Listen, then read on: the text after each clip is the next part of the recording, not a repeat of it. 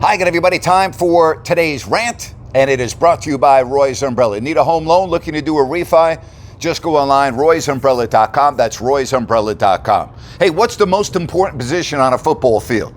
Quarterback? You could make that argument. I'm going to go tackle.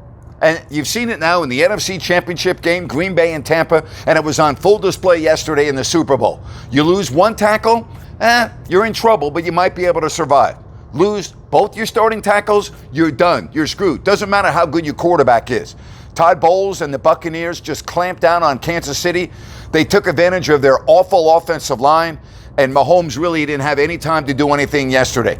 Offensive tackles, as important as any position on the football field. All right, speaking of 2 weeks ago, remember what happened at the end of the half? Bruce Arians went for it.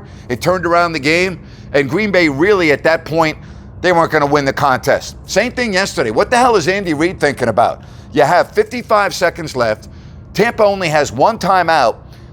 They drive the length of the field. Kansas City uses both timeouts. Do you know that Tampa only used the one timeout with 10 seconds left?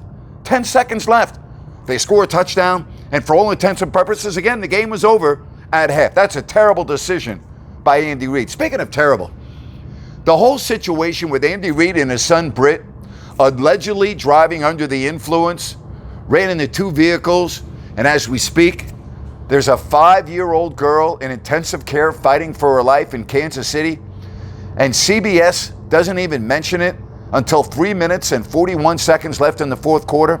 And hey, I've been in that situation as an announcer. It is not easy, but this is the Super Bowl, and Jim Nantz is only going to talk about it when the game's out of reach and a lot of people have turned off their TVs with 3 minutes and 41 seconds left in the fourth quarter. That's a bad job right there by CBS. And give Andy Reid credit. He opened up his press conference at the end of the game talking about how his heart bleeds and aches for all involved and the little 5-year-old girl. I mean, it is an awful situation. It really is. Just absolutely awful. But I think CBS really dropped the ball there. This is the Super Bowl. This is a huge story, which in my opinion also has been somewhat ignored.